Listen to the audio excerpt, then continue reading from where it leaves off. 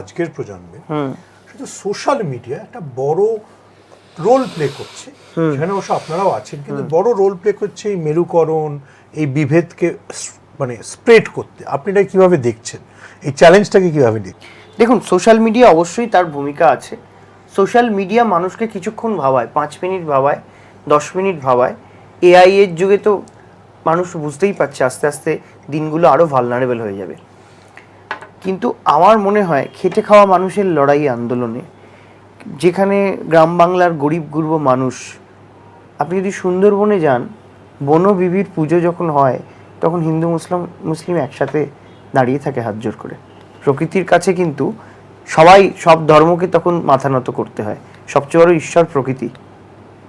এইটা বাংলার এই আপনি মনে করছেন এই বাস্তবতা দিয়ে সোশ্যাল মিডিয়ায়, আমি নাম করেই বলছি, বিজেপি বা গেরুয়া শিবির যে ঘৃণার পরিবেশটাকে তৈরি করতে পেরেছে অনেকটা, সেটাকে কাউন্টার করা সম্ভব? আমি বিশ্বাস করি না এটা ঘৃণার পরিবেশ সৃষ্টি করতে পেরেছে। তার কারণ হচ্ছে যে বাংলার একের পর এক নির্বাচনে, আমরা প্রত্যেকটা নির্বাচনে দেখেছি গেল রব তুলেছে বিজেপি। প্রত্যেকটা, তৃণমূল কংগ্রেসকে একটা বিশেষ ধর্মের সঙ্গে ট্যাগ লাগিয়ে দিয়ে বিভিন্ন কথা বলা হয়, কিন্তু নির্বাচনে মানুষ যখন রায় দেয় তার প্রতিফলনে কিন্তু আমরা খুব স্পষ্টভাবে দেখতে পাই ধর্মীয় বেড়াজালকে টপকে এখানে মানুষ ভোট দেন নাগরিক স্বাচ্ছন্দ্য, নাগরিক জীবনের মানোন্নয়নের লক্ষ্যে।